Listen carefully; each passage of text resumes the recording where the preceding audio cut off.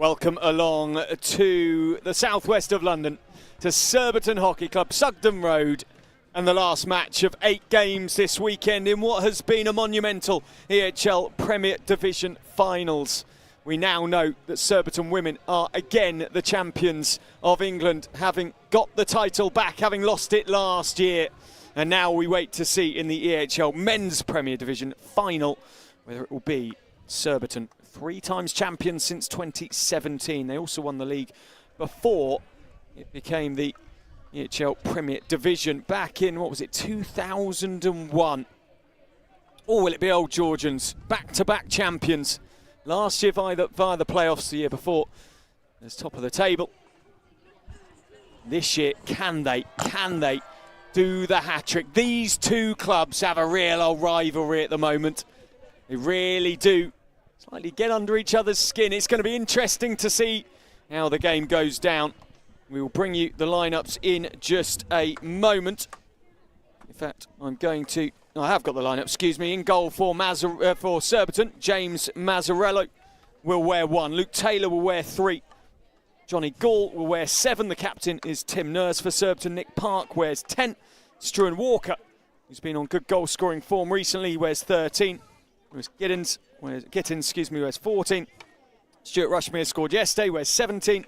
Brendan Creed, 18. And Connor Williamson, 27. Gareth Furlong in the goals yesterday, wears 28 for Mark Pern's team. The coach, Mark Pern, former Reading player, former Barcelona player as well, of course. Now, Old Georgians start in goal is George Pinner, wearing number 27. Henry Weir wears 3. Samford wears 4.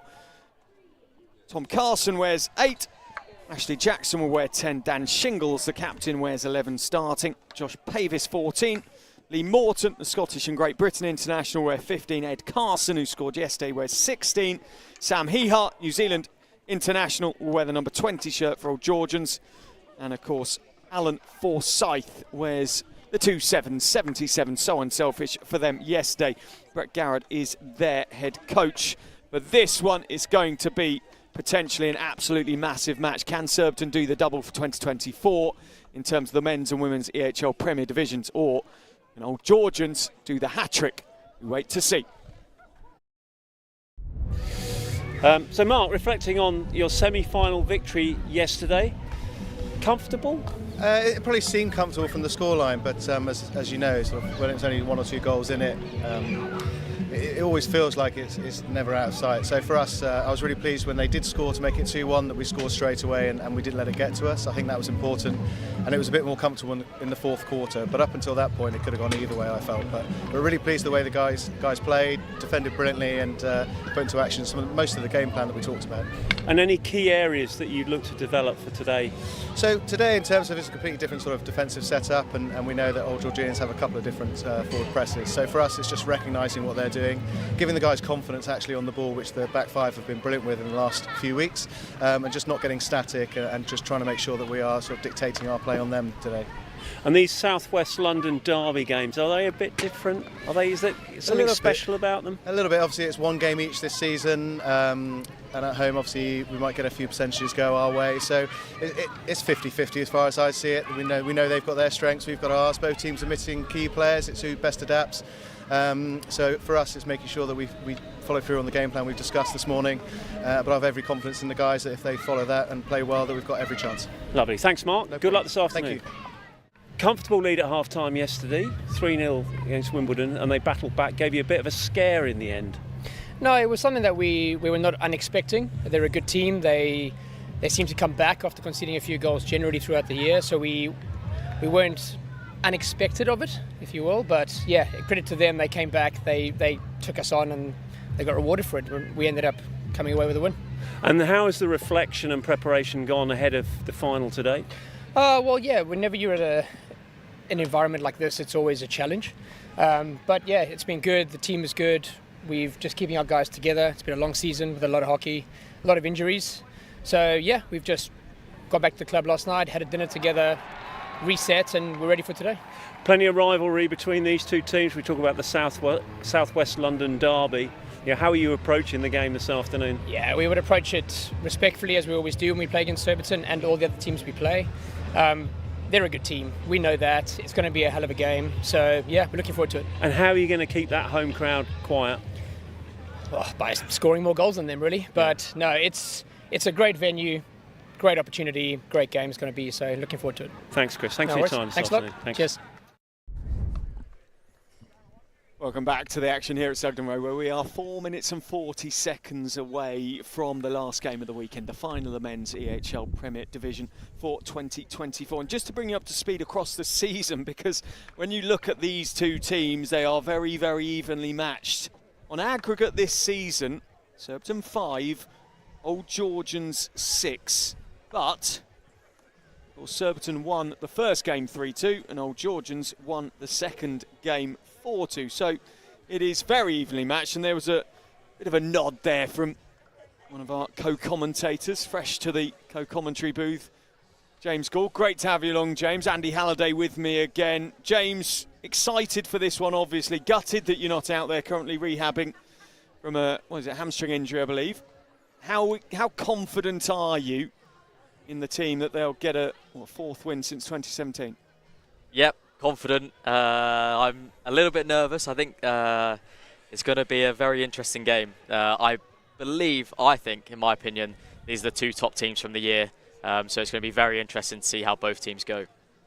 Very much so. Andy, your view on Old Georgians. I said there was a bit of a niggling rivalry between these two clubs, which I think is really healthy. I think you want those obviously friendly rivalries, but there needs to be that passion. There's going to be passion on the pitch today. I think there is, and I think what adds spice to this is the fact that Surbiton are the hosts, and Old Georgians, interestingly, after the semi-final, they didn't hang around yesterday. They went back to their clubhouse to warm down, to debrief, to decompress. There is definitely rivalry between these two clubs, rivalry between the two teams.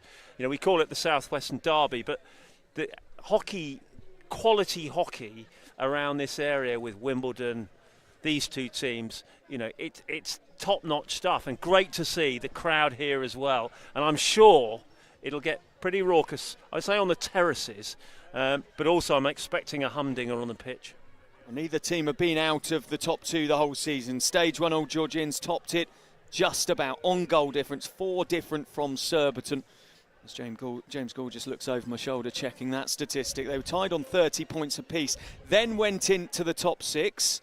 And Old Georgians just stepped ahead a bit, 2 wins more, 15-13. They had 45 points. Surbiton had 39 in second. Then they went into Pool A and Pool B respectively, where Old Georgians won 3 from 3. Surbiton won 1 but got 2 winning draws, put them top of the pile just about on goal difference over Wimbledon. So we are seeing top from Pool A against top from Pool B. Dan Shingles waves to the Old Georgians crowd, who are singing noisily off to the left of us. 2 fabulously talented teams. Both know that they get that EHL berth, but will it be playing yourself in the autumn, or will they go straight to Hampstead Westminster and the Wagner, which I'm assuming is going to host it again in next Easter? James, this rivalry, because you're obviously in the middle of this, aren't you? Being a Surbiton born and bred lad. Absolutely. Fair to say? Well, no, Ipswich, originally family from Ipswich, but born around here. Your hockey has always been around here. Is it as we've described, Dan and I, or do you think it's even? Is there more than that? What? Yeah, no, it definitely is a rivalry. They're a 15-minute drive away from us. Surbiton, we had a lot of success. When I first came back after university, we were the champions. We had won a few times. Our rivalry was against Hampstead, and then we've seen in the last few years Old Georgians is steadily just going league, next league, next league. They've put a cracking team together. And the beauty of the rivalry is that, it's spicy, but there's 2 quality teams going head-to-head, so the games are always brilliant. So that's why I'm excited today to see who comes out on top. And in the middle of that, and I'm sure he'll come up in commentary regularly, of course, is Alan Forsyth, who was Surbiton and has now. I know there was a year at HGC in between, but he's gone. Sorry, he's gone Surbiton, Old Georgians. How's that? What? Did you talk to him at GB? Will I talk to him later if he scores a couple of goals? Absolutely not. I think the HGC took a little bit of the intensity off that, but still, it's not nice to see him in that pale blue at the moment. Look, he's dangerous. We know exactly what Aldo can score. I think he scored probably about 250 goals here in the time he was in. So, yeah, hopefully we can keep him quiet today. It's almost like he softened you up. He said, I'll come back and play indoor for OGs for half a season, and then I'll come back and play for them outdoors as well. Exactly that. Yeah. And annoyingly, he's a really nice guy, so you can't really hate him as much as you'd want to, with that rivalry. Time to see who it is that stands on top of the pile this year in the AHL Men's Premier Division. And the two best teams go toe-to-toe. Are you ready for a heavyweight battle? We've seen Surbiton women win yet another AHL Women's Premier title today, and the crowd here at Sugden Road want more glory. But OGs will offer the sternest of tests. Brendan Creed immediately into action. Tim Nurse on the ball, the captain of Surbiton, dispossessed quickly. Ehart tries to get OGs moving forward quickly. Lovely ball. There's Forsyth. Thought about the reverse stick upright. Mazzarello does well to slow him down, and then into the player dangerously, and free hit going Surbiton's way. But that's the danger of Forsyth. Ehart, to be fair to him, very visionary to find him as well. I think we're going to see quite a lot of those today. I mean, we've seen it from OGs, and then chatting to Chris Bowen, their assistant coach, earlier before the game. And I mentioned about how that has developed. They've brought that from the international scene into the club scene. Particularly the diagonal area, I think.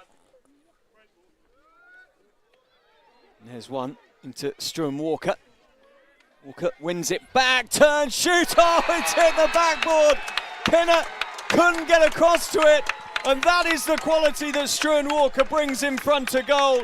He's one of the top scorers in the league this season, and that's him now up to 24 goals beyond Henry Croft, and just one of Sam Ward. Really interesting. Two aerials, two Scottish strikers. One converts at one end, the other one doesn't at the other end. Interesting, and that's. I think we're going to see quite a few of those, and I think we mentioned earlier in the commentary, Dan, didn't we, about that? Yeah. The point I was just going to make as well is not just two Scots strikers, they are two Scots strikers, but two Great Britain strikers vying for places in an incredibly successful and incredibly competitive Great Britain squad. And Paul Revington's here watching, and I know, one game doesn't make you seal your Olympic spot unless you maybe go and score 6 in a game. Perhaps that might, change minds, but, these things do count. They will be watching, they will be taking statistics on it. As across goes Connor Williamson. Will he be on the plane to Paris? Scored in that semi-final win against Germany, and Mönchengladbach in the shootout. Nerves of steel as he scored that one. Those aerials, James, that we've just seen two, haven't we? Two clear goal-scoring opportunities, one taken. You've obviously seen that change in the game at international level over the last 3 or 4 years, and it's become such an important part of the game now. Yeah, absolutely. You just saw kind of out of nothing as well, just OG's winning the ball in the middle of the pitch. There's clearly a connection between Aldo and the person taking the ball, but just it's so hard to defend because if you back mark, they'll play into Aldo there, so they'll play into Forsyth. If you front mark, that's the opportunity to then just chuck a little aerial in behind. Kind of what do you do as a defender? Do you take the risk and you try and intercept and go within the 5, potentially give a corner away, or do you leave it and let Struan or Aldo have the ball in the circle? So I think we'll see plenty more of that. Walker did really well to win the free hit just outside the circle. It gives Surbiton another opportunity to try and really push forward. Williamson goes back, and patience from Surbiton. Creed over to Gareth Furlong, another player within that Great Britain setup now. Full-time training with them, the Welsh drag flicker, but more than that also. Gittins, lovely touch. Walker started in inspired fashion, but suddenly the instep taken instead of the stick. That's a great touch by Gittins there on the backhand. Not sure whether that was intended, but almost finding Walker again in space. Ashley Jackson moves it on to Liam Sanford, who scored, of course, yesterday, coming back from a green card. Saw his dad Mark earlier, who was delighted to see Liam get on the score sheet.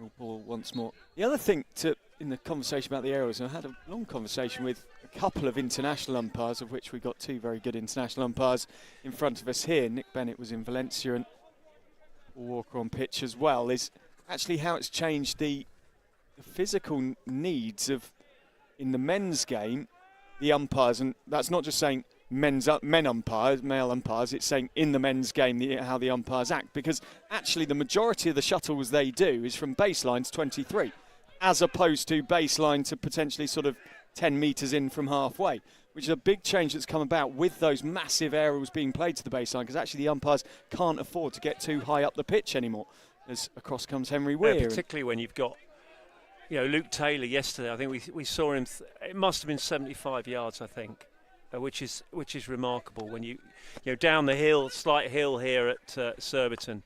Yeah, incredible. But yeah, I think the other thing around the umpiring, Dan, is that it's an added pressure, and Phil Roper spoke about this yesterday, about it becomes so subjective. It's really a difficult call, and sometimes you don't know which way it is going to go. Return from Tom Carson. Reverse stick towards Forsyth. Cross it, go. Not far away. Threatening. Again from Old Georgians, Mazzarello. Always so calm, James Mazzarello. Would have been concerned for a moment there for Surbiton. What's he like around the group, James Mazzarello? I mean, he comes across, we were chatting yesterday, as lovely guy. Wouldn't say boo to a goose. Is that fair? Yeah, lovely guy, Maz. One of his biggest, unbelievable goalkeeper. I think he is an unbelievable goalkeeper. Does his homework, and he's very studious. So perfect kind of connection between someone who works so hard and is also so good. And I think we saw Ori today, the shuffles in the third, fourth, the shootouts in the third, fourth. That's an English thing, isn't it, Dan? Yeah. The shootouts in the third, fourth. But look, if it goes to shootouts here, you'll see some really quality. You'll see some real quality from Pinner and Maz. I love the correction there, and sorry that Andy and I are just chuckling away. Yeah, no, that's very true. And all right, very well, as you say, Mazzarello and Pinner. You wouldn't want to face either of them in a shootout, really, would you? Because it's tough to go around them, but it's probably harder to go over them as well. And I know that Ollie Payne and Holcomb obviously just missed out reaching the last 4, but when we think about the quality of goalkeeper we've had here over the weekend, I know Dan mentioned this yesterday, but you look at James and obviously George Pinner, still brilliant between the sticks at the other end. And I think that's a global thing as well, that actually now to compete at the top level for medals in World Cups or Olympic Games, you need 2 interchangeable, to a degree, goalkeepers. And I'm thinking here in the likes of India, the likes of the Netherlands, Germany definitely had that to win the World Cup. They've got Stadler and they've got John Paul Danneberg as well. Was he 20, 21 when he won the World Cup and came into the shootout and did what he did? Because of that, it means that the goalkeeping quality nowadays has to be at all levels really, really high, because countries are having to develop and nurture 2 or 3 3 or 4 goalkeepers to be ready for that at an international level. Yeah, and obviously Mark Hickman, Great Britain goalkeeper coach, quality coach, gold medalist himself with Australia, developing these players as we move towards the summer. And it's going to be really difficult because they're going to have to choose one. The other one's going to have the really tough job that George Pinner had as being the reserve as he was in Tokyo. And it's tough. It really is difficult. Only one goalkeeper goes to the Olympics. We're a reserve who is outside the village, not part of the group. It's a tough gig. I said that yesterday. I still think that at Olympic level is a wrong call. I'm gonna say I think a wrong call in terms of the sport. I can't imagine in the 4x100 metres in the Olympics you are not allowed a reserve. You know, it's absolutely crucial that you have a reserve in the 4x100 metres because otherwise you can't run the 4x100 metres. Well, how can it be okay that, you know, in the standard game, in the World Cup game, you would have a backup goalkeeper, but in the Olympics you can't? It's taking away from what the sport is day to day. As Nick Park goes down the line and cleared away by Henry Weir. Interestingly, Dan, we had the 4x100 relay team in the flat next to us in Tokyo. And their reserve? No, I'm not sure whether there was a reserve there or not, but I think they won silver or bronze. They won a medal, and it was a rather sleepless night for the GB hockey staff in the flat next door. So, what are your thoughts, James, on goalkeepers at the Olympics? Should there be two in the squad, do you think? Oh, yeah, absolutely. It would be... imagine getting to a big quarter-final, semi-final and losing a keeper to a freak injury. Hopefully it doesn't happen to anyone, but especially in hockey, that could be a turning point, couldn't it? Early in the game? Yeah, exactly. Yeah. I mean, I know for us, I don't know if he still is, but Brendan backs himself as number 2. I don't know. Sam Ward used to. Is it Wardy? Okay, Sam Ward, no, well, he used to. The goal! No, it's gone in, but it's a long corner coming off the Surbiton. Sorry, James. Yeah, Sam Ward was considered the option for 2016, wasn't he?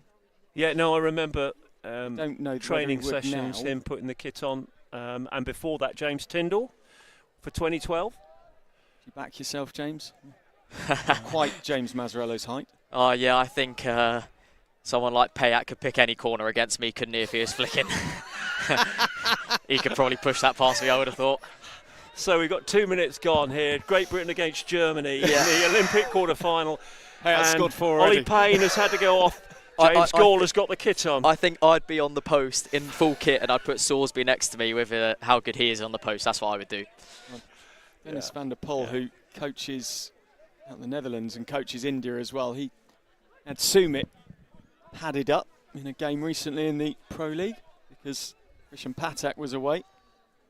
The teams are obviously thinking about it. But I think your point, the important point that you made there, Dan, is for the sport. Yeah, no, that's my exact point. Yeah, 100%. Yeah. Do we want millions of viewers around the world seeing a goalkeeper getting injured in the first 2 or 3 minutes and then having the team having to play with 11 field players for the rest of the game? The ball into the circle from Buckle, but Ashley Jackson. And it's also the nuanced quality of the World Cup was actually the goalkeepers. Both goalkeepers in each squad in the World Cup had an impact on where teams finish. That's my point with it. So actually, because it's a team sport, because it's a squad sport, you need your full squads within tournaments as they would be at any tournament, if that makes sense. Park onto the left-hand side it goes, and collected by Sam Corney, one of the youngsters in the team. Nick Bennett leans his right arm out to signal that OGs get the call.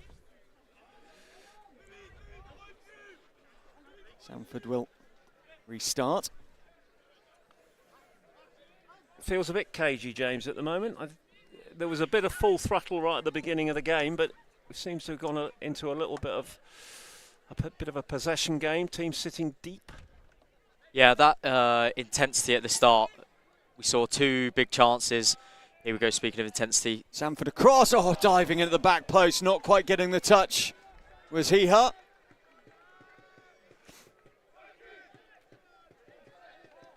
It's a nice bit of play that from OGs. They're just, you see the outlet shape.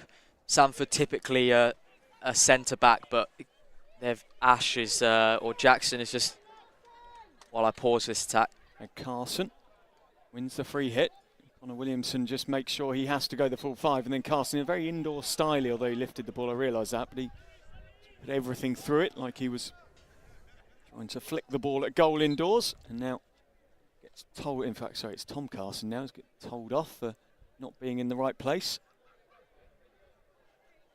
Counts out the metres, making sure everyone's 5. Into the circle it goes. Lee Morton spins. I was about to say a minute ago, we hadn't mentioned Lee Morton's name, and then he touches the ball twice in 2 minutes. He could have such an impact on this final, but he hasn't really yet. Maybe just starting to ratchet up into it. As Jackson goes across and collects. Carson gets fouled cleverly by Stuart Rushmore. Lee Morton, were you, James, on the trip to Pro League trip to, was it Australia and New Zealand, where Lee Morton, he does this, got this thing where he goes up on the roof and does DJ impressions. Have you seen this? It was quite legendary a few years ago. I know the way you look at me as if I'm off another planet, but he has, I think there's some stuff either on Instagram or it was around the group, but he does this brilliant DJ impression as if he's on the mixer. It's a bit of a Mark Rene, because the Spanish player Rene celebrated like that a couple of years ago a few times, and I turned around to him in Valencia and said, Mark, where's it come from? He said, my brother, who I play with at club level, is a DJ. And he then promised me that if he scored later on in the tournament, he would do it again. Annoyingly, he didn't score. But it's clearly a bit of a thing within hockey now. There's Morton. Lee DJ Morton. Lovely ball through. There's Forsyth, and that was really clever, winning the free hit just outside. Sanford's up there. They run out of time, and Surbiton have a 1-0 lead after the first 15 minutes. Liam Sanford just walked past Buckle and deliberately giving him a shove in the back, running off, ignoring him. Buckle's having a word. That's a very Liam Sanford thing to do. Nothing really overly malicious, just a bit of wind-up play from him. Andy, you're chuckling away. I am, because exactly. I saw exactly what happened there, but I'm just thinking back to what Phil Roper said yesterday when he was with us about Liam Sanford being the happiest, miserable man you will ever meet. Definitely miserable. It was yeah. He just trying to stir the pot there, wasn't he? Yeah. It was yeah. We've just seen their OGs just they're just starting to create some interesting moments in this final. That last bit, Lee Morton, lovely backhand to Forsyth at the top of the circle. If Johnny Gould doesn't make that trap, that's danger. But especially the free hit that Carson had in the corner. Their OGs are very, very good at this, just a redirect play. I think that will Surbiton probably just need to keep check of that one, I think. You've mentioned a few times Alan Forsyth's nickname Aldo. Is it just because he's called Alan, or can you tell us on air why he's called Aldo? Is it broadcastable? I think he's just, he's always been Aldo to us. I think he's Aldo to everyone in the hockey world, really, isn't he? Forsyth sounds a bit strange to say. Just to explain it to people at home. It's I've always known him as Aldo. You do get but you get some interesting nicknames, don't you, within sport? Yeah, within the changing room. It's unbroadcastable. Remember a few, not so much. Yeah, we're not that. I mean, we've got Parky, Nursey out there. Jammer, yeah.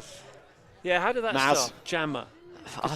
My dad just my dad just decided one day it would be Jammer, and the hockey world, that everyone, even moving schools, I would still be called Jammer just because I would know people in the hockey. So that was it.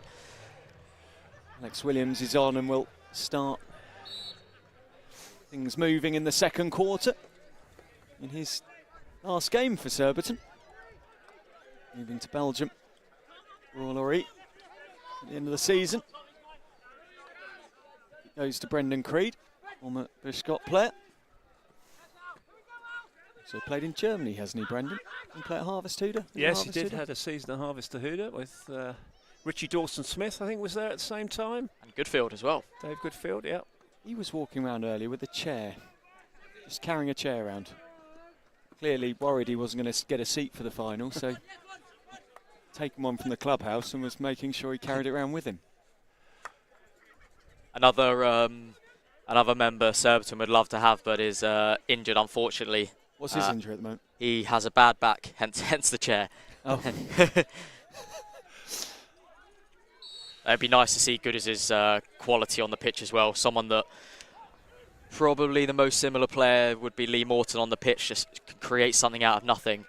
That goal, for anyone that was watching the EHL, where Lee, middle of the pitch, just V-drags the defender, beats the 1v1, and Aldo's on the back post. that's the kind of quality that Gooders has. He, of course, scored a very nice goal in the round of 16. That's a bit of a shove in the back. And Old Georgians get the call, though.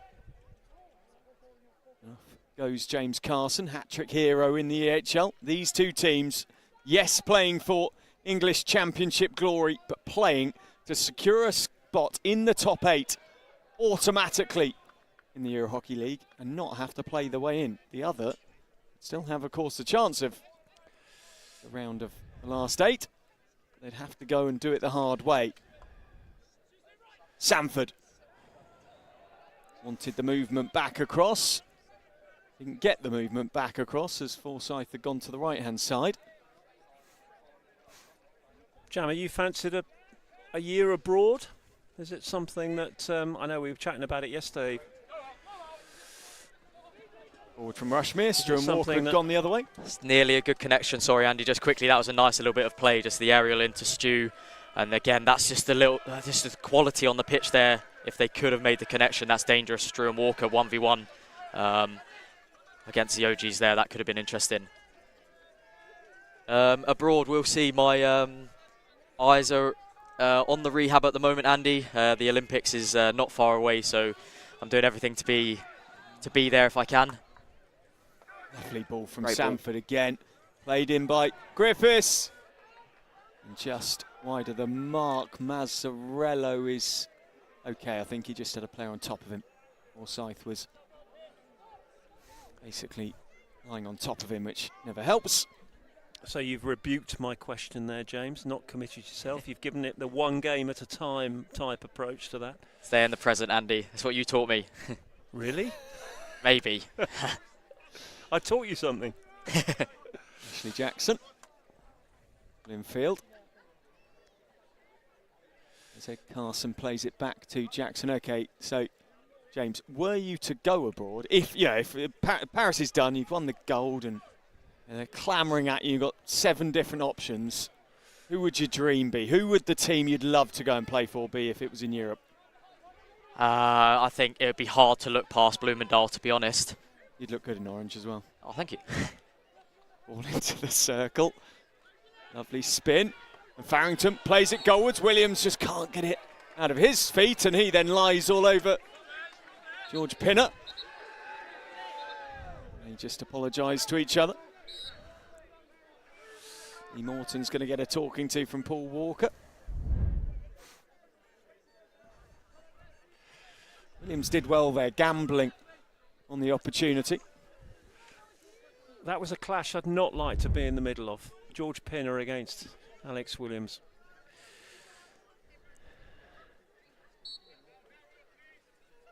So do you think, James, looking at the way Surbiton's setting their press up here, is this to really alleviate this threat, the aerial threat, to compress the space, or would they set up like this in a game against OGs anyway? Yeah, the man on man, I think, how would we would look at, well, what do we have to nullify here? Against this Old Georgians team, it's tough. Ash can chuck a aerial onto an absolute plate 70 yards away without even looking like he's trying. And then Sanford, the dynamism, I was just going to actually mention that. He looked dangerous yesterday. He played a couple really nice balls into the Wimbledon circle. But already now you see the one that the cross the grain pass that just went across the pitch, and he's made a few nice connections now. I think Surbiton will have to think about how they nullify these two. But that is the beauty of having Ash at the back. I know you mentioned yesterday on commentary him not being as far forward. That brings its benefits for Surbiton, having him further back, but someone with his brain, I think that's the crucial thing. One, he's got the technical ability to pass, but his brain, he can look up, see a press, and then just say, right, almost like a playmaker in basketball. Yeah. Quarterback-like. Yeah, if in NFL, or, yeah. Or point guard in basketball, yeah. Exactly.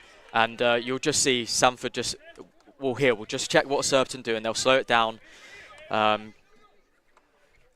It brings me to a conversation that we were having with Tess Howard earlier, and where she was talking about players at the back thinking automatically when they get the ball about how the team can score a goal, irregardless of where they are on the pitch.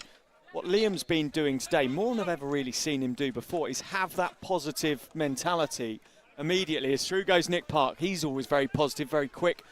Ball comes across from Furlong, and play on, says the umpire, as Shingles moves it on to Proctor. He just waits, Brendan Creed flapping his stick in front of him, and then Morton goes across and, you know well, runs the ball out of play, James Johnny Gall. Playing well today. He thought he'd retired from Surbiton, but he back in. Fancied a bit more. Yeah, Is he carrying on next year? Or do you not know yet? Well, we had a few injuries, so he got brought back in after stepping away, and I think he's enjoyed it. He's playing, like I said, I think he's been playing well. Hopefully he doesn't watch this back and hears me say that. But we'll see next year. Morton. Nice connection. Carson into the roof of the net. And I said that Lee Morton might have an influence on this game. And he's off in the corner celebrating. And Old Georgians get on the score sheet. A really nicely worked goal from them. With 8 minutes left in the second, is one apiece. The ball through, brilliant. But Tom Carson there, his vision, he knew before he received that pass exactly where it was going to go. The way he linked up with Lee Morton and just tucked it under his arm. And then Morton's finish. Mazzarello, absolutely no chance, high into the net. And really out of nothing. Suddenly, OGs are back in it. Stuart Walker very high up the pitch again, and that aerial really, really deep. He took it down beautifully. He's now double teamed and then just shells the ball into the heels of Liam Sanford. Surbiton. A lot of bodies in front of the Surbiton restart, with not many options ahead of the taker, as Williamson can't find a way through Hee-Ha. Hee-Ha just offloads, running Proctor. Aerial ball down the line, Creed will take that just. Carson gets the deflected extras. Penalty corner. Very good work from OGs. Carson down on the baseline as Brendan Creed just edged it off to him. Nick Bennett gives the penalty corner. And could Old Georgians turn this around as they head in towards the end of the second quarter. It really does say something about Sam Ward's form just through Christmas and before it, that he's not here. He hasn't played since the first half of the season, and yet he's still top of the scoring charts with 25 goals in the first half of the season, and then add in the Pro League and Olympic qualifier goals. It's some stat, that really is. They go for an option and they just pass it into Carson's on the ground. Shingles goes over to question Nick Bennett, who I think is going to have a word with Paul Walker here just to check his thinking. First of all, goes to check, as he should, Ed Carson, because that is the #1 priority for an umpire, player welfare. Looked like a physical challenge rather, before the ball arrived, the man got taken, but yeah, I think they've opened up that angle with a small, we would call it a bunt, a short slip left, to open up a deflection from a player running in on the right hand side, and Tim Nurse is the left blocker. In real time, it looked like just stepped, and there's a collision. Seems like the umpires have deemed that to be fair. Well, Stuart Walker and Liam Sanford are currently, I think, discussing holiday plans or something similar. There's a lot of chatter going on, a lot of chunter going along between those two. No love lost at the moment, in the present, as you said earlier, James. I think that's important as well to remember. Yes, these are, all of them are international teammates, but they have to stay in the moment of a very, very high pressure, intense club match, and that's great to see. Sanford plays it across to Henry Weir. Brown.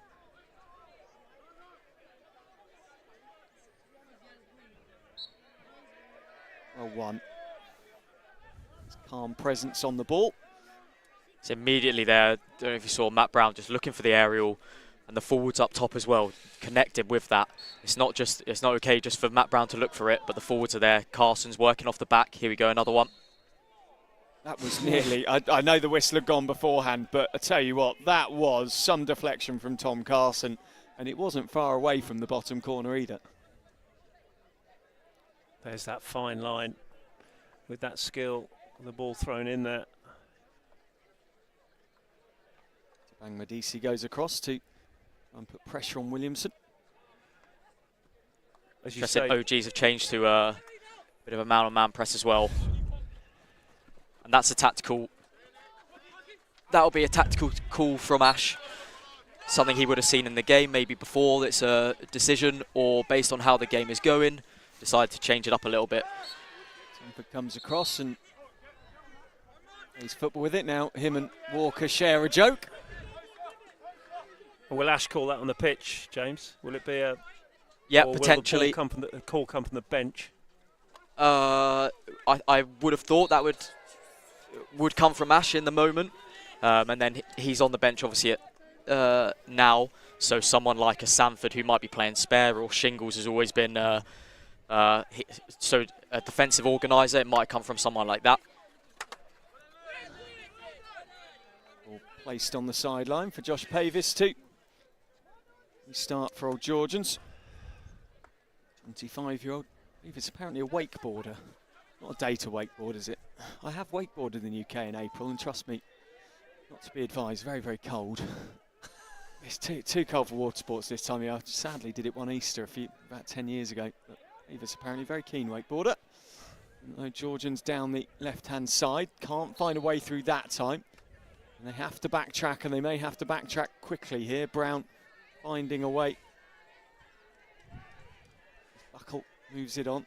All 18 left before half-time, and I don't think either coach will mind a chance to have a proper conversation with their teams here. As you said, Ashley Jackson, they're coaching essentially for OGs. Mark Pern will be glad to get his team into a huddle and have a conversation. What's he like to play for as a coach, James? I knew Mark better as a player, but good coach, very positive coach. He's a very positive player. Ashley absolutely knows the game inside out. You know, he will talk. I have sat with him and chatted hockey. Lovely hands, lovely patience and power from Medici there. Good save, Mazzarella, but the penalty corner coming. Nearly hit a Surbiton boot on the way back through. For some reason, Forsyth is arguing the point still. Must be that he wanted more. He wanted the corner earlier, because I think he's saying there was no real advantage there, so we should have been given the corner straight away.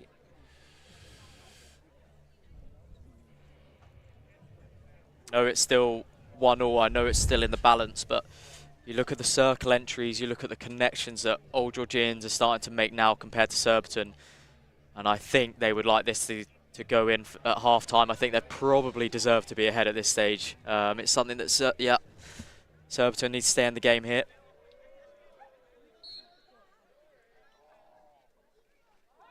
High. Hard on Nick Park, and James Gall called that immediately. Nick Park goes over to show Nick Bennett the damage done. And Shingles goes over to say, no, he crouched into it. I didn't think he crouched into it at all. No, I thought that was a little high. Certainly not sure that. Mind you, we have got the best angle, haven't we, from our angle here. Brown on the left-hand side.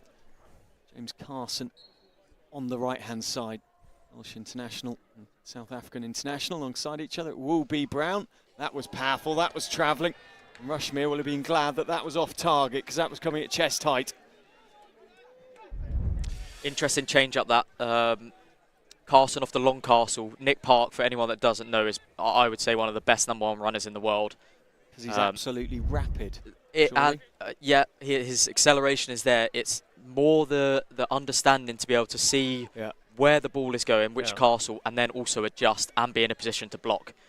So they've gone to the long castle, Parky's run it down, and then they've actually gone short castle, which has then opened up the angle potentially to Mazzarello's left. It's a nice call, but Matt Brown can't quite find the goal there. Can you think of a quicker player you've played with or against than Nick Park? Because I think he's up there in world terms. He's so fast.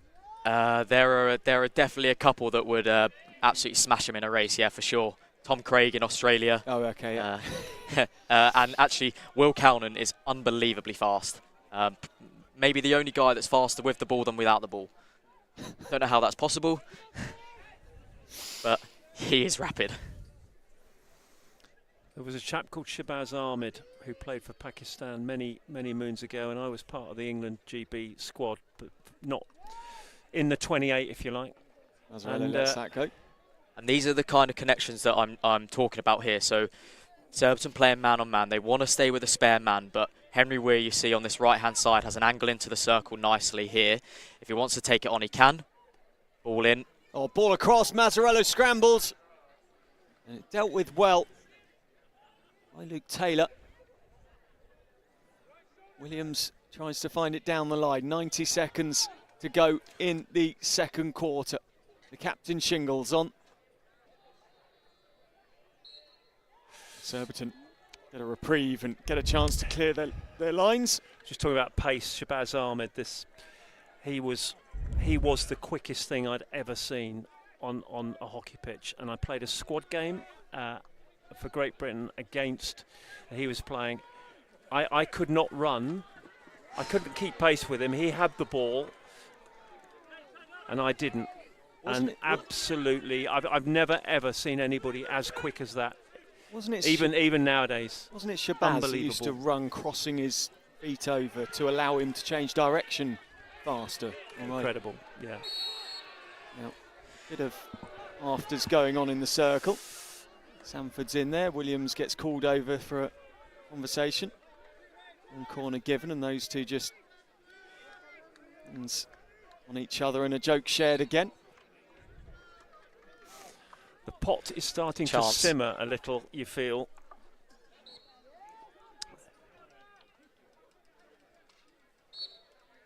Mark for cans. OGs though, James Carson back doing the defensive duties. Buckle's got an oh. Little offload from Johnny Gall. Now to play, what have we got left? 10 seconds, enough time to run 100 metres. But probably not enough time to score a goal for OGs. Not that I think they'll try from here, because at 1-1, both teams will be relatively happy to take a goal apiece into half-time.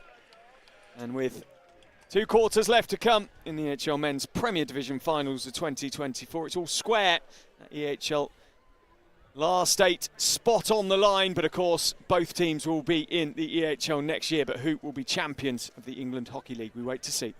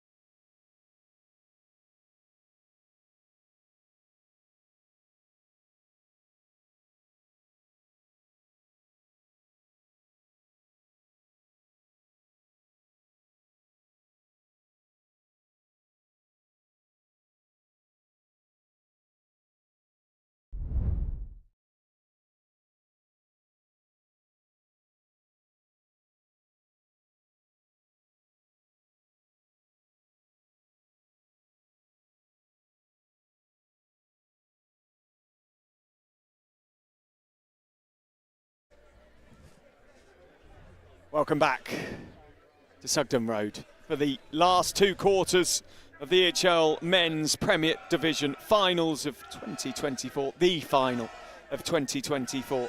Surbiton women have already taken the championship in the women's event. Multiple championship winners they are, and what a team they are after that Euro Hockey Trophy win earlier in the season. But both Surbiton and OGs know that the EHL itself awaits for next season. OGs now with the form of a bronze at that level. Surbiton have got European form previously. I believe they were the English team before Old Georgians to win at that a medal at that level. Yeah. And both will be there next year. Surbiton women will be back in the EHL, having played in the Women's EHL 2 years ago. If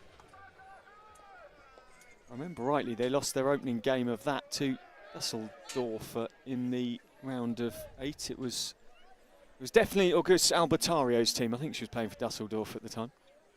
Welcome back to the action. It's 1 apiece. Yes, Surbiton and Old Georgians. Aerial ball towards Sanford. The ball forward. Jackson, described as a point guard earlier, which I agree with in this way they're using him. Sanford, outstanding today, Liam Sanford.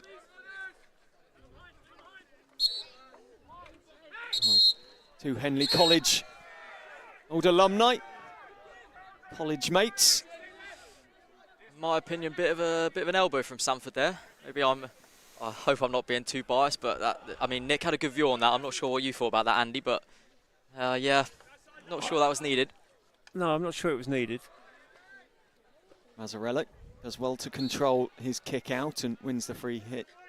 I'd also say that his reaction to Nick Bennett's decision there was a little bit slightly disrespectful. I would have just recognised that with a hand up or. Sanford picks that one. And goes Gittins for Surbiton.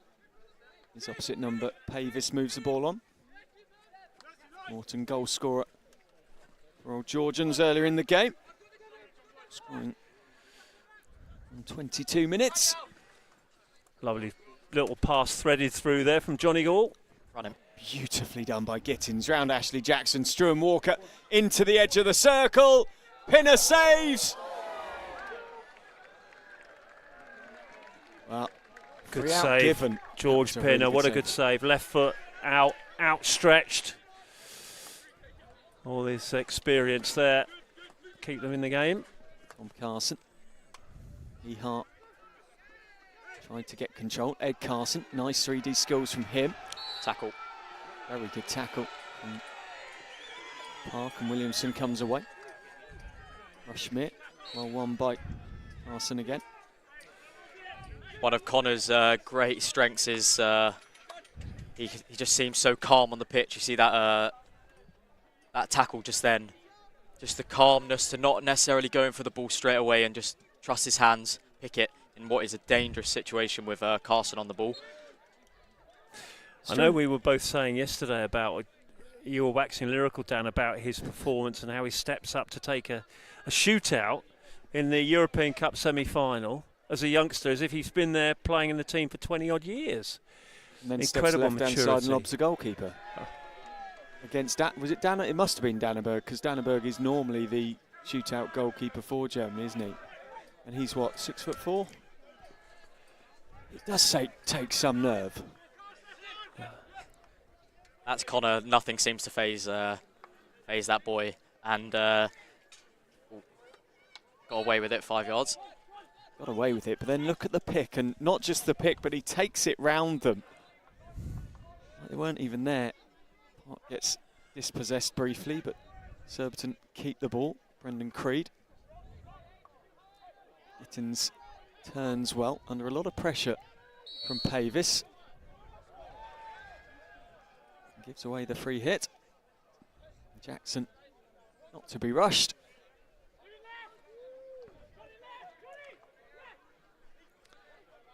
Morton. Nicely moved on by Pavis. Now the skills on show from Hihar.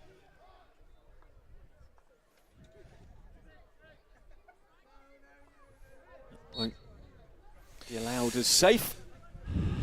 Chris Proctor there, another one whose career has been, I say, sort of, he's resurfaced, hasn't he, after some good years at Beeston as a youngster, as a goal scorer, and quite an integral part of this OG setup now. Yeah, quality player, Chris Proctor. I went through the England pathway with him, so I've known him for a long time. A man that can beat you and make you look silly in 1v1 situations, but also now he's a bit older, a wise head, a guy that's going to give you 6, 7 out of 10 every game, and then also just has that ability. Here's another aerial just into the backspace. Taken down. Pinner just lets it drift wide as he knew it was going there. Schmidt with the shot. It's 3 goals he got in the AHL, I believe, overall this season. 1 in the first part of it back in the autumn, but then those 2 goals against Rotweiss Köln. Proctor making a difference. He made a difference in the indoor as well, Andy, up in Derby. I remember him playing really well up there. Henry Weir takes out. He's a player we've barely mentioned this weekend and has great former credentials in an international shirt, but he's just so consistent for his team and kind of one of those bedrock players that OGs can base it all on. As Williams comes forward, puts Jackson under pressure, still going, Williams still going, penalty stroke! Sanford gives away a penalty stroke. Tim Nurse asks for more, as does Park, not to the umpire but to the crowd. Alex Williams yesterday proved how good he was on the ball in front of goal, and today unstoppable legally, and Sanford had to go to illegal terms and a penalty stroke given. Bennett not for swaying as questions were asked. Jackson now goes over to ask Walker a question. Taylor waiting for the ball. James, did you think that was an Eldon stroke? For me, where I was, I thought definitely. Yeah, I think just a situation for a defender trailing there when a player has the ball on the stick. I think so. It's hard to say in real time, but you would have thought that the umpire's just going to go to a stroke there. Interestingly now, 2 players with different mentalities here. George will love this. Forward steps Luke Taylor and just rolls. You are like a prophet there, James. You said 2 players with different mentalities. George will love this. And he won the psychological battle. The ball was dribbled into his pads, and then he jumps up, bounces at the crowd, and puts his fingers to his lips. Yeah, George, I think as soon as that stroke would have been given, there'll be a switch in his mentality as to, right, what's my role now? How do I make it as tough as I can for this player to score the stroke? Luke, I think, will have a different mentality. When I mentioned that, he would just wanted to flick it as hard as possible. And yeah, just didn't quite come off for him. Just a missed flick, wasn't it? Just didn't get any power in it at all. Sanford into the second. What a save that is. So close, and Mazzarello again. Wow. Morton was in there, causing so many problems. 2 fabulous saves. 2 very different saves, because Pinner's was straight at him, diving down, but he still had to make it and make it well, and he very much won the scenario, as it were. Mazzarello, very much about the reflexes. You normally get the fist pump from George and the celebration and the turning around at the crowd, but I think he would have been embarrassed to do that after that penalty stroke. Didn't have to do a great deal, but as you say, there's an interesting mentality around George, and I've seen it a lot over the years, how he tries to get into your head. As a flicker, as a corner striker. Morton misses, Jackson doesn't. Lovely ball forward, picked up by James Carson. Creed just steps across, reads it well, into Proctor. Mazzarello saves from Hihar, and Suddenly Surbiton through Nurse tried to come away. I thought that was a fabulous, in fact, it's the first one given. James Carson's tackle was absolutely sublime as Jackson takes the ball down. The game is really, really coming to boiling point at the moment and being played at absolutely full tilt as Morton pops it inside. Carson turns, just wide of the post. That's the exact moment that Old Georgians would want there. Broken play, Ash picks up the ball, goes straight to Lee Morton. And that was the moment, similar to EHL, Lee carried on his forehand, has the ability to pass and beat a player there. Dangerous. The phrase broken plays, you're talking around the counter-attack opportunity that you get? Yep, so you see Surbiton chuck the aerial, trying to find Nurse. Old Georgians intercept, and at that moment it's broken play, a little bit like a poor kick in rugby, and it's an opportunity there against an unstructured defence to hurt them. Something we actually haven't seen too much of today, and actually we've seen a lot of this free hits in and around the circle. All restarted, Surbiton on the ball, back to Luke Taylor. His eyes go forwards, he then sags back to receive the ball again. Buckle is deep on the right-hand side for Surbiton. And Buckle will get the ball, more by luck than by design, as Williamson got it wrong, but it allows Buckle towards the circle. Struan Walker's been everywhere for Surbiton today, dragging the OG's defenders, specifically Liam Sanford, whose man marked him for most of the game, all over the pitch. Williamson.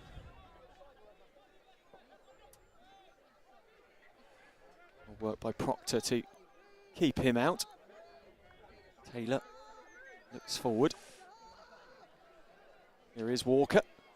This went wrong from that time. The touch just let him down slightly, and Proctor now, who's equally, his touch wasn't brilliant, but he gets it back under control. Aerial ball, bounces, beautiful lift. Oh, wow. That was stunningly close to one of the best goals I think I've ever seen from Alan Forsyth, but it wasn't quite meant to be as Mazzarello backtracked.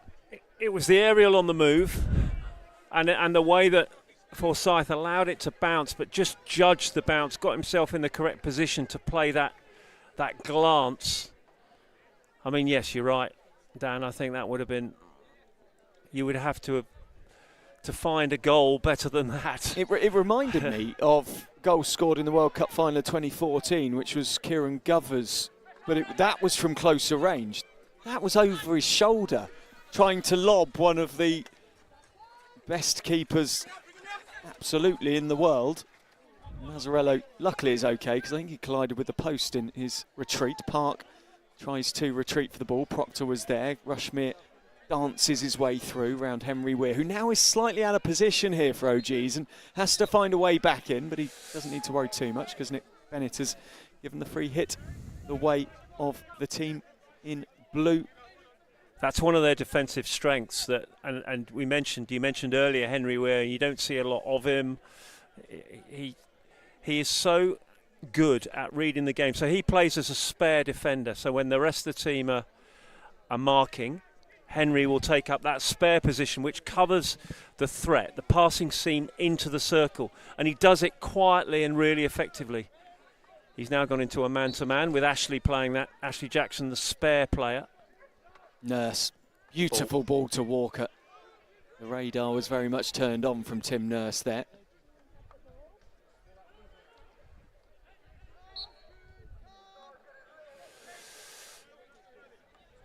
Interesting at the moment. Alex Williams is on the bench after the impact he had to win that penalty stroke. Struan Walker picks up. I know Williams coming back from, I believe, a concussion or a head knock to be in these finals, so is he also taking care of that side of his rehab?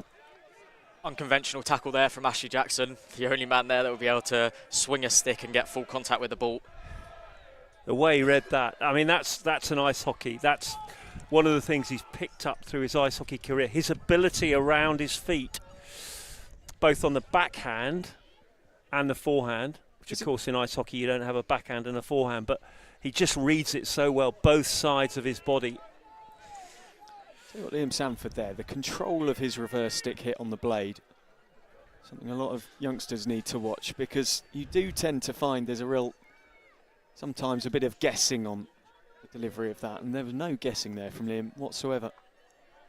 Does Ashley still play ice hockey? I'm not across his ice hockey. He had I believe a season for, I think who it was it Romford? I think it was Romford, yeah. Romford right. this year, or the last year. Is he the enforcer? Is he the enforcer, or do they protect him? And I'd love it if, in field hockey he's an out-and-out playmaker, and in ice hockey he's the one that goes on and has the punch-up. I think that'd be quite a nice little nuance as Carson drops it inside Buckle, who playing well so far. Gittins tries to turn. He's swarmed by Carson, who's taken a leaf out of the Ashley Jackson tackling book, but can't quite apply the technique to the same level. Williamson, a playmaker at the moment for Surbiton. Forward from Johnny Gall. 1 minute 40 in the third quarter. Locked at one apiece, and almost a hum of expectation around the ground. The idea of a locked together last 15 minutes and what that may bring. Brown infield, Morton excellent again today. Shingles moves on to Weir, who finds the ongoing run. Missed Morton but found Tom Carson.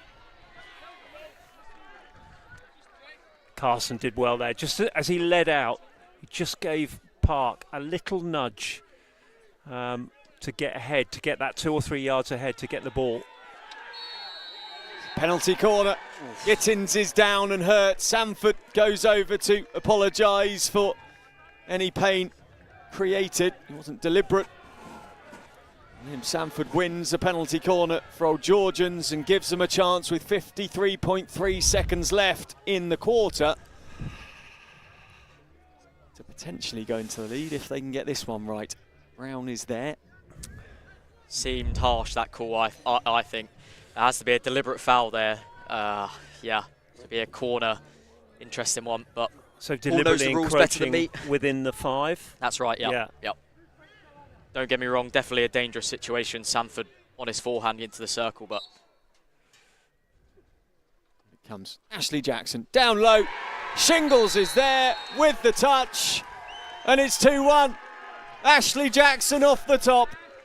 Something we said a few times in his career, but Shingles got the deflection, and it's into the roof, and it's 2-1. Excellently executed corner there from OGs. Jackson with that bullet-like delivery along the floor, flat. Shingles gets himself in the right position there, really low, and gets the deflection off the backhand, flies into the roof of James Mazzarello's net. Nothing that Surbiton could do about that. Yep. Great routine, James. Great call, great routine. Wouldn't be surprised if Sam Ward takes some credit for that one. I think Wardy's been on some PCA calls. He's actually very good at scouting opposition defence. Old Georgians have scored a couple of Batty injectors to go to Shingles, a man who could, great head-sider, but when you've got Ash on the pitch just delivering like he can, yeah, great call, great routine. So it's 2-1 as the clock drifts away. Walker won't reach that one. A quarter left. Either for Old Georgians to do the hat-trick or for Surbiton to get a 4th championship since 2017. Both these teams will proudly represent England in the EHL next year, in the Euro Hockey League next year. But who will have that automatic qualification in to the last 8, and who will have to go the long way, the tough way? We wait to see. James Gall, your confidence in your teammates, your club mates to fight their way back in the last 15? It's been a long and tiring game. It's been a long and tiring season. Yeah, look, it'll be interesting this last quarter. I think OGs there played some kind of low-risk hockey, and I say that and I mean that in a really respectful way, in terms of they know Surbiton are playing man-on-man. What do? They've got 600 Great Britain caps in 3 players at the back. They've gone to these big shapes and they're hitting these connections. So it's low risk in terms of Surbiton haven't really been able to get close to them in their pressing, and equally Surbiton haven't really been able to connect as they would like in their attacking play. So it'll be interesting to see. I think Mark Pern will maybe change some pressing stuff up, and maybe, who knows, going to goal down there, they might just throw a bit more caution to the wind, and hopefully that'll be a bit interesting. The other thing that needs to be decided in the next 15 minutes is the top goal scorer charts in the men's division, because at the moment I haven't got that level of detail. You've got 4 goals. I think it's maybe something like that. I thought you were saying you're 4th. 21 goals with Alan Forsyth. Have they just missed you? But the point I was making, Struan Walker currently on 24. Sam Ward, who I know will have an asterisk next to the name if he can help it and say, I only played the first half of the season, if he doesn't end up as a top scorer. And I know Wardy would be very keen for that to be made public. That's a nice little battle between 2 players within that Great Britain squad. And of course, Forsyth not far away either. James Gall with 4 goals will be looking to add 21 more next season to be trying to push Sam Ward. And I can just imagine him turning up at Bisham. Can you imagine that? I only played half a season. I've still got the top goal scorer award. I can almost envisage that sort of conversation from Wardy. You want that as well within your goal scorers, don't you? You want them to be that little bit of rivalry, that little bit of needle within the group, good-natured needle, because they then become teammates within the international game.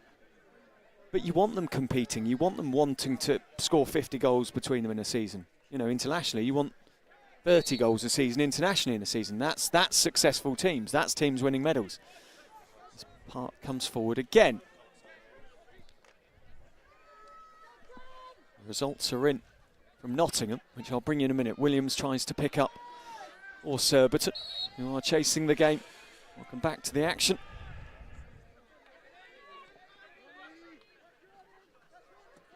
Morton drifts away. Here we go, Surbiton again, back in, structured, and then we see here, this is what I mean. Sanford, Henry, far apart, asking big questions of Struan. How far does he have to cover? Ash drops in, and then they can just create these passing lanes if Lee Morton wants to take them, which he does. Ball up towards Forsyth, just touched off nicely by Luke Taylor. It's an important result, this one, in terms of the long-going battle between Surbiton and the rest of England in terms of results today, because the junior championship's taking place up in Beeston. Surbiton have won the girls tier 1 under 16s, girls tier 1 under 18s. They of course won the women's Premier Division final earlier on as well. They've won the boys under 16s. Representing the rest of England are Repton, who took the under 18 boys tier 1, and will it be Surbiton who get the win here, or will Old Georgians get a second notch for the rest of England alongside Repton to thwart part of the Surbiton party? Tell you what, your end of season dinner is going to be something for Surbiton if you add another title to today, not just to this year but to today. 5 would be ridiculous. Struan Walker looking for that 25th goal of his season. He's played brilliantly today. Posting up back to Rushmere. Creed Channel is in a Sanford here and getting on his bike. Creed into the circle. Patience from Nurse. Long corner given.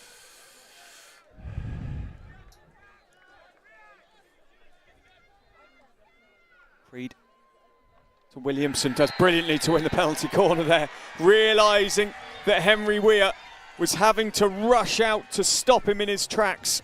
And just a little dink, Weir couldn't readjust. Just looked like he'd lost control of that as he went into the circle, but just managed to get that extra touch on it. And Henry Weir, nothing he could do about that. So 40 seconds for these defenders to get ready. You feel, James, this is the opportunity? Yep, this is exactly what Surbiton want.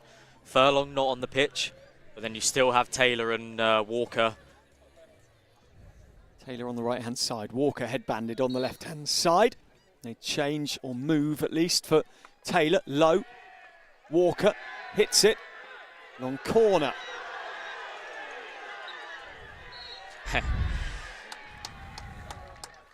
We'll say that was good comms between the two umpires, yeah, not the reaction from Surbiton.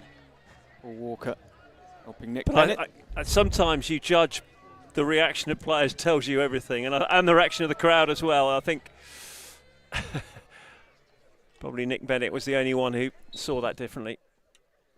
Out it comes to Taylor again. Better connection this time. Good running from Henry Weir. Brave defending from OGs. Surbiton trying to be creative. Jackson offloads and away goes Lee Morton. Knowing that 3 players are around him. 4 now, he's still going. He finds Heha. That's a brilliant tackle. Does it buckle with it? An excellent tackle, and Tim Nurse just gives him a tap on the back as he runs past, and a low 5. Superb tackle. Buckle not afraid to go in for a big tackle there. Timed it beautifully. Nurse. Old Georgians a bit stretched here. Johnny Gall. Bouncing ball. Nurse picks up. No, he doesn't. And away comes James Carson. Onto Heha. Proctor. The New Zealander. And then OGs just slow things down, take the pace out the game. Interesting how they control part of their dominance, if you like, is the way they control games at different times. So, as you say, James, when the game's broken and they're looking to counter, and then other times where there is no hurry, there's no way through, so we'll just keep the ball, go to our back 3. Yeah, massive strength of OGs all season. And you just look this diamond 4 that you've got with Shingles in CDM, Sanford, Jackson, Weir. Don't know how many GB caps are in that, but that's the experience that they have. Ehart battling away. Ooh, harsh. Going back to corners, James. So we spoke a little bit earlier in the day about Matt Guys-Brown and how he is able to flick top left, top right, wherever. He can flick low, he can flick for the deflection. Well read from George, that. You sense, the last 2 corners that Surbiton have had, Luke Taylor has flicked both low, both in the same place. And I know predominantly he flicks low, that's part of his armoury, but do you think there's a case there for thinking, well, the first one, Henry is a very good Henry Weir, very good number 1 runner, able to get out there and get his stick in the way. Do we change the next one? Do we flick it elsewhere? Do we look to slip? Yeah, potentially. I think given the quality of Luke, you almost say as a number 1, as a flicker there, the opportunity is if you get that pass, it's past Henry, that is pretty much going to end up in the back of the net. The pace that Luke flicks it on is going to be hard for a postman to see that through the number 1 runner, and for George to get across if he's offset. It'll be interesting to see what they go to if Furlong's on the pitch along with him as well. 535 caps is the answer to your question. The only confusion I had is I was searching for Henry Weir. William. Yep. William Weir, 69 games for Great Britain, 185 games overall. Off Tom Carson.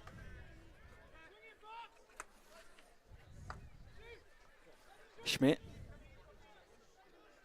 Really well to keep that away from Proctor, but couldn't quite find Struan Walker. Wonder if this is an opportunity with Ash Jackson off the pitch for Surbiton just to up the ante in their pressing here. This might be an opportunity. They're all from Brown. Searching. Creed, tall, takes it. Carson comes in, bit of a clash of sticks. Back and 4, Creed wins the way. That's an interesting point, James, around, even with Ashley on the pitch, do you step up and get really close to him? Great step. and not allow him the space to throw the aerial. Sanford. At what point is the press going to go higher up the pitch? Griffiths now. Quality from Sanford, that the step in front of his man on his own circle, and then that you see the dynamism that the guy has to carry 50 yards and find a pass. Proctor trying to find a way through. And then Ed Carson was about to pull the trigger. Paul Walker blew his whistle. So what's left? 7:02. This is very much anyone's game. Buckle bursts down the line. Hee-ha trying to close off Morton. Ooh, Morton comes across and manages to put his foot in the way, essentially. Lee Morton and Sam Hee-ha, for me, could be brothers. Slightly, well, Morton's got the shorter haircut, but they're very similar looking. As Hee-ha goes across. Play a similar style, they're pretty much exactly the same height too. Maybe it's just my eyesight. As Brown throws the aerial into the centre of the field, and Williamson doesn't wait to check that he was in the right position. Away he goes, finds Park.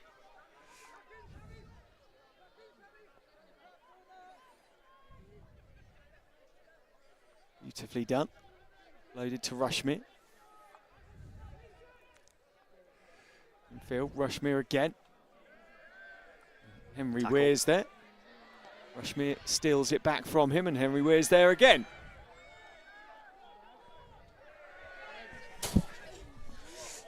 That was very close to both Andy's iPad and more.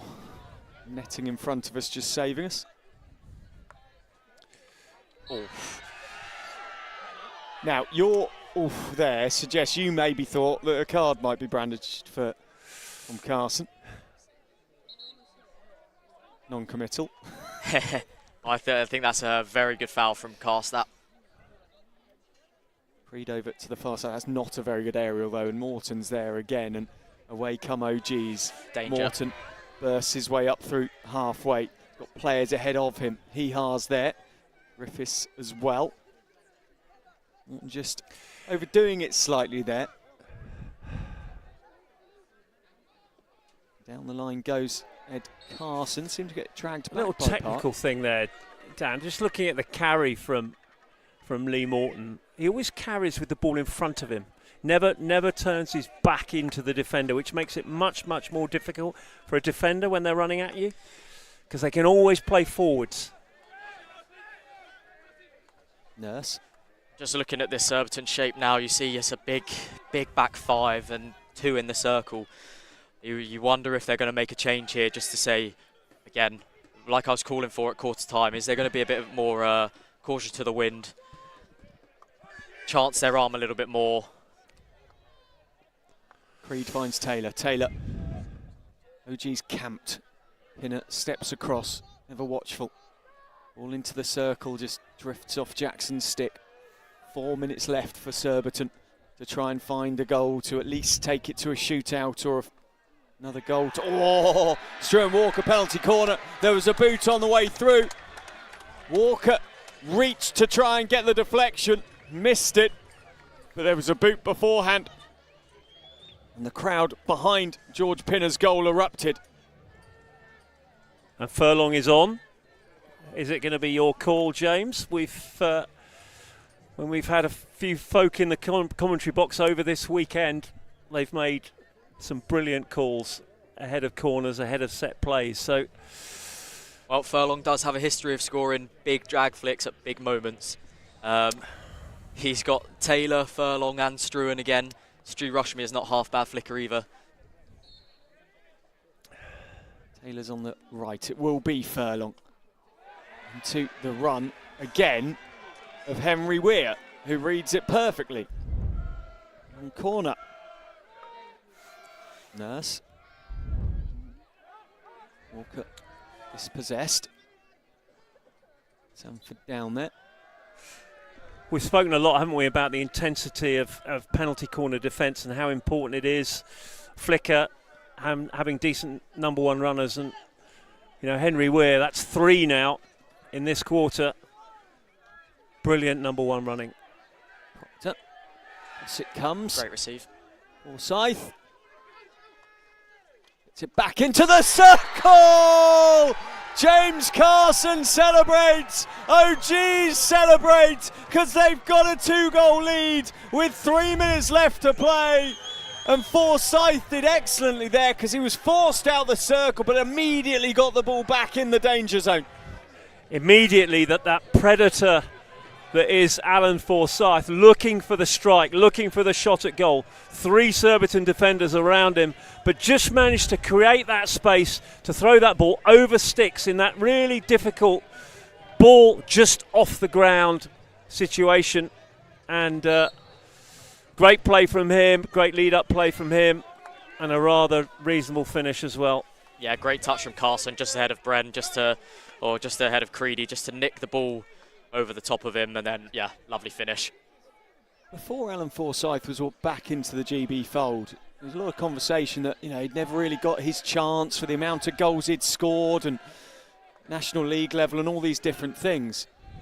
But his unselfish play, his team mentality has stood out for me this weekend on top of anything else.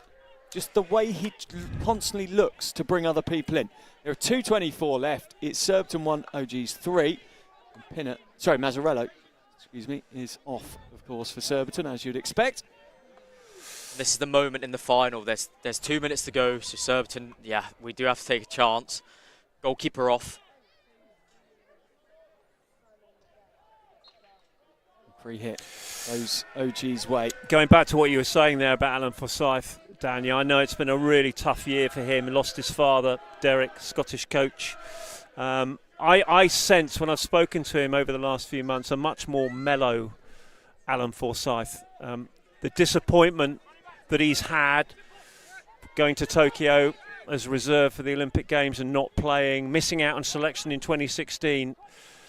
But, I spoke to him. It's been tough. And he was a much more relaxed, and I'm not saying that that's competing towards, contributing towards whether he passes or not in the circle, but certainly I think his character over the last 6-8 months has changed, and he's got some perspective on his life. Both him and, we mentioned Stuart Walker earlier, that nice little battle in terms of the narrative of the GB squad selection, which they are 2 players within that forward unit, which could be competing with each other. As Pinner puts a boot through it. Both have had very good games. 57 seconds left. Creed and Surbiton, as James says. The ball just has to go into the circle. Williamson tries to take it in there with some cleverness. Buckle turns, can't find a way through Medici, who defends really, really well. And free hit given. Lifted by Rushmere, didn't take it 5 before going into the circle. That is not the most intelligent aspect to play at that point in the game. Oh, that's the game. Surbiton aren't going to get 2 goals back now. Sanford throws it long. Briefly, James, who, if we were giving a player of the match, would you give it to? That's a very good question. Who's got the goals? I always feel like Sanford has played really, really well today. He's been great defensively. We've got to go with one of the forwards though, surely. Who's got the goals? Who's got the goals? Morton, Shingles, James Carson. I think Lee Morton has had a cracking game. I really do. I think his choice of when to carry, when to pass, when to keep the ball, and identifying, as you say, that broken play. Old Georgians have done it again. Old Georgians are champions of England once more. The team that claimed European bronze this year and helped England to get 3 spots in the Euro Hockey League for 2024-25 are champions. They did it in style in the playoffs last year, and they've got 3 in a row. And for Surbiton, they were a fabulous finalist. They've been fabulous, fabulous hosts. James Gould clearly disappointed, but you can be proud of your team, and also you must be proud of many of your England and Great Britain teammates, because on the Old Georgians team there have been some fantastic performances too. Yeah, good final that one. I do feel like OG's I think they probably deserved on the way they played today. Surbiton needed some of those goals to go in. The corners, Andy quite rightly saying how good Henry Weir's number one run-in was. Look, could have been a different game. Finals can always be different games if that penalty stroke goes in and Surbiton go 2-1 up. But all credit to Old Georgians. I thought they were very, very professional today. And yeah, they scored some pretty good goals alongside that as well. James Albury is striding onto the pitch. Sam Ward's sat next to him. Good to see Albury out of his boots that he had on at the Euro Hockey League. The rehab developing there. Andy, a really enjoyable final. It's been a really enjoyable finals weekend as well. Two very, very deserved winners in your view, in Surbiton in the women's and Old Georgians in the men's. Indeed, you hear that phrase in sport, the best team won. I think that's right on both counts. For Old Georgians, it's an indoor-outdoor double for them. They've got 2 visits into European competition next year. I just felt they had the nous in that game. They had that experience. I know James was talking about the number of hundreds of caps that there were in that Old Georgians team, but they knew when to just put the pressure on, when to take the pressure off and just keep the ball. And with players like Ashley Jackson, we mentioned Henry Weir with his number one running, but they played the game, I felt, really intelligently and managed it really well. Andy Halliday, thank you very much for your time this weekend. James Gould, thank you for your time today. What a performance from Old Georgians in the final. Through Struan Walker, Surbiton took a 1-0 lead. Morton Shingles and James Carson responded for Old Georgians, who take the hat-trick. And Old Georgians win once more. They go into the top 8 in the Euro Hockey League for next season. Surbiton will play in the knockout 16 round. Thank you to you at home for watching. I hope you've enjoyed all the action from the EHL Premier Division finals. And for now, goodbye.